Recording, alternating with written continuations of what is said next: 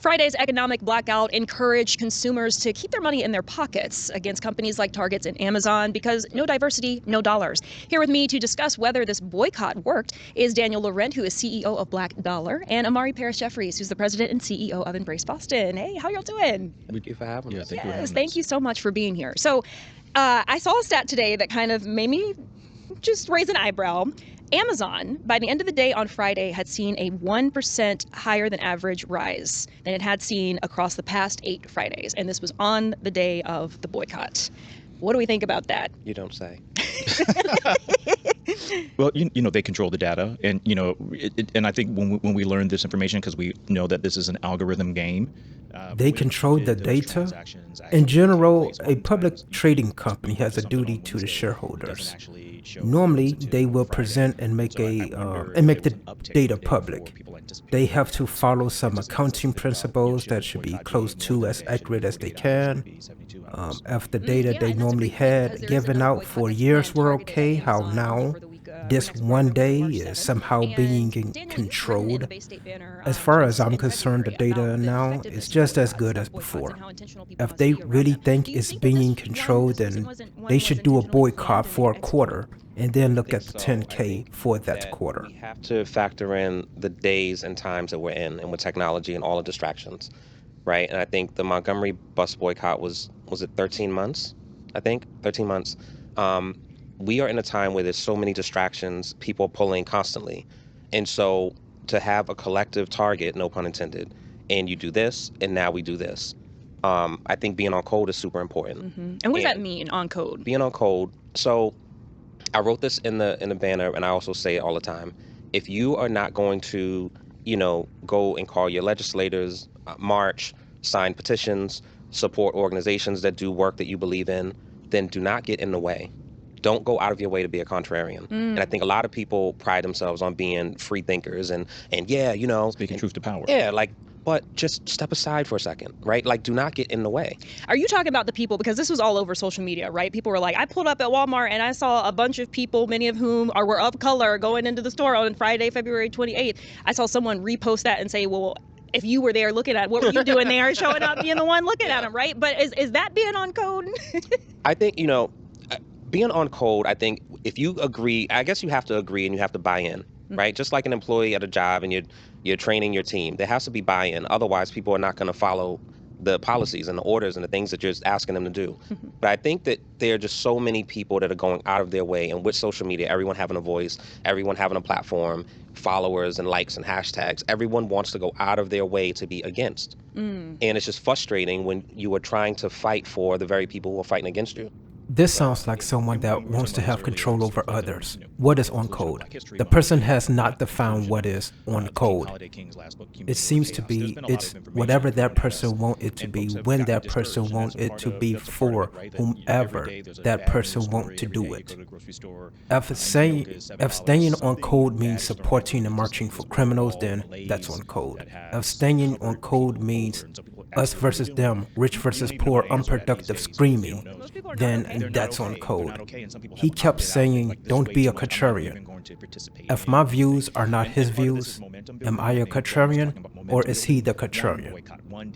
What was the issue of someone going to the store to verify any information about the boycott? If somebody wants to accomplish something, that person has to do the work to accomplish it.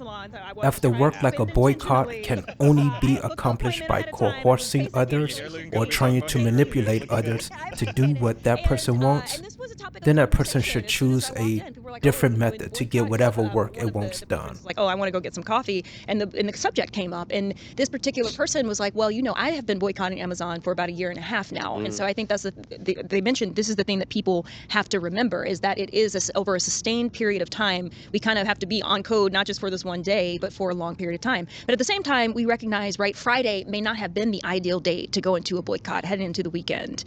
Well, so to the point of, yes, Saturday is when people usually off work and go shopping. Friday is also the day a lot of people get paid. So it's similar to, I guess if you want to make the correlation, if you have if you have direct withdrawals being taken out of your account, right, the moment you get paid, you might be able to save a little bit more versus when you have all that money and you're like, oh, I'm going to buy some pizza.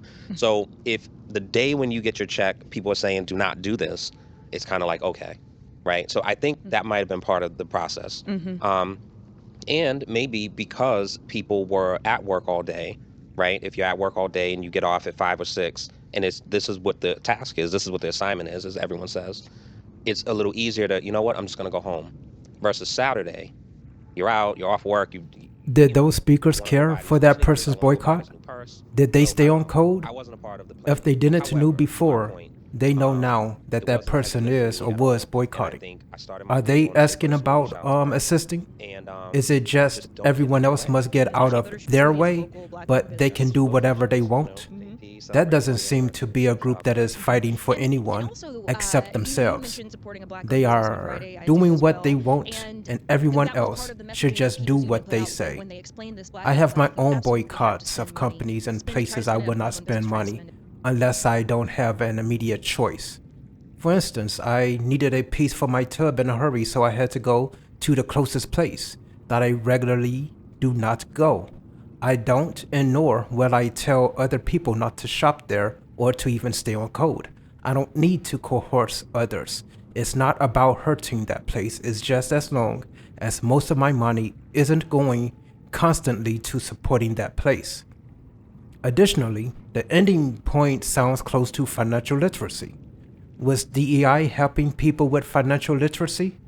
That sounds like something that could be useful throughout the generations and not just individually, where a person gets, just one position.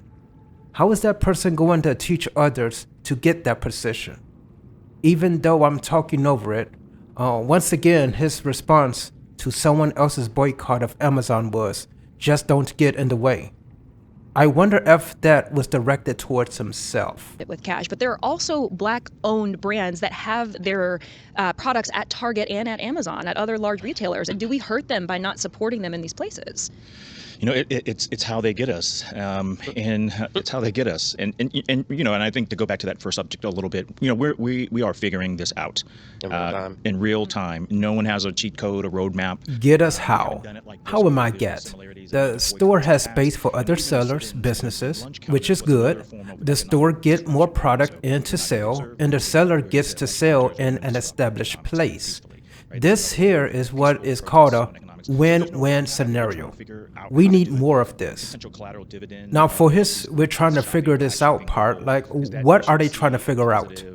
If they don't have a roadmap nor know how to do anything, then what is in the way? Where all of this get out of the way, it's like there is no way, so no one can get in the way. They need to structure themselves. Like, who are following these guys, and where are you going if you don't know where you're going? I mean, there's no roadmap, right? So what's the point of the boycott? Is it to get the DEI back in these stores? If you have something that's awesome, like DEI, then just show the awesomeness of it. That will sell itself to the companies.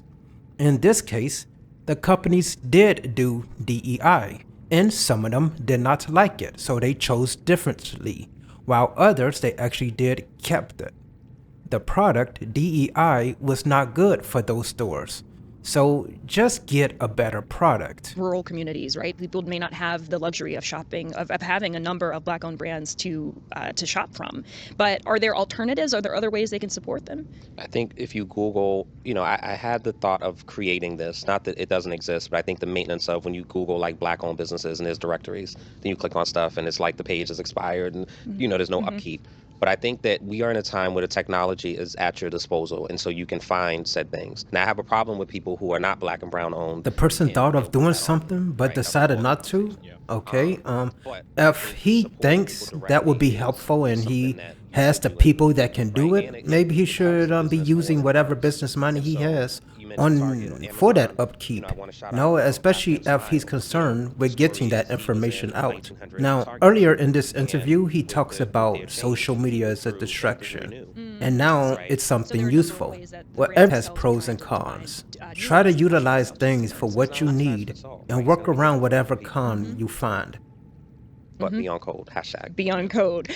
So last thought. You can't be on code if there is no How do code. we You moving can't forward be we on are code gonna if there continue to is see no these boycotts? How do we defined make them way effective? in which you are trying to We have to accomplish participate. something. We have to participate, and as local activists, we have to help spread the word. I think some people didn't know about it. I'm going to give people a pass there. Some people didn't know about it.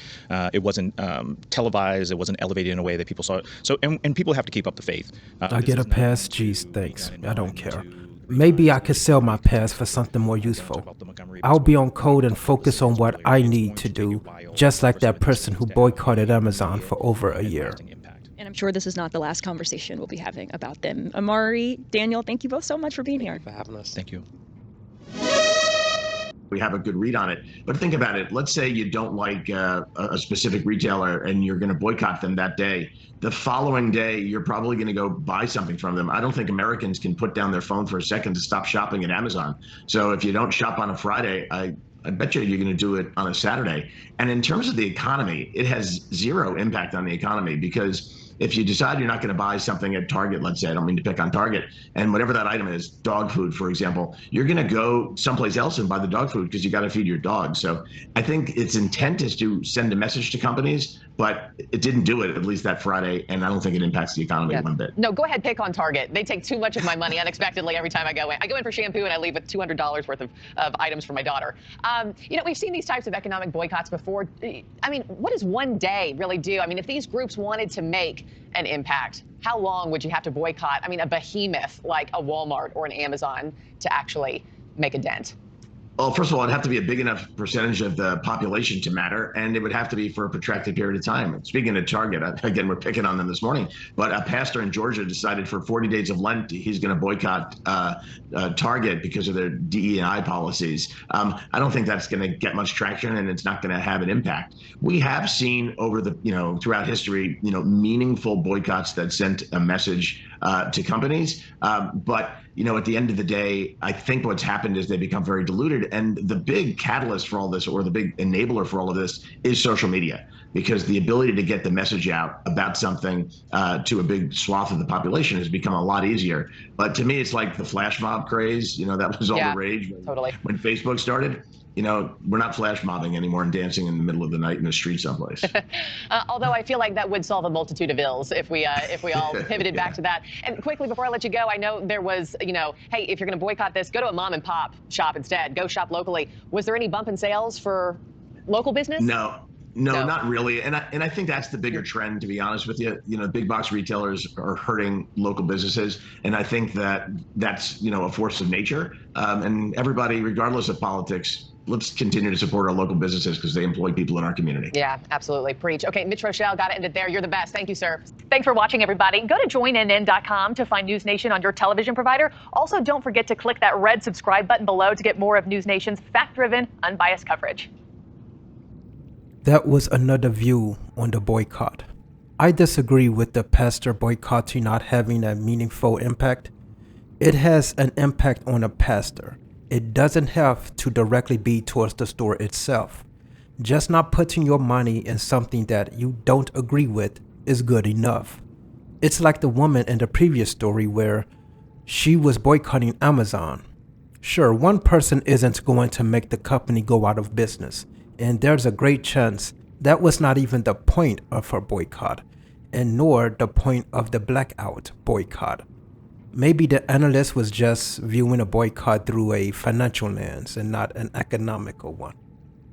Focus on your code and your path. Others don't mind pointing you down a dark path for you to go. Listen to many people before making a decision. However, when you make that decision, know that it's you that have to face the consequence. And these people that are fighting for you don't have your best interests at heart. Like those guys that didn't care for the woman that was boycotting Amazon for over a year. Or the black businesses that are selling from Target. Or even teaching financial literacy. Your job is to secure your financial future.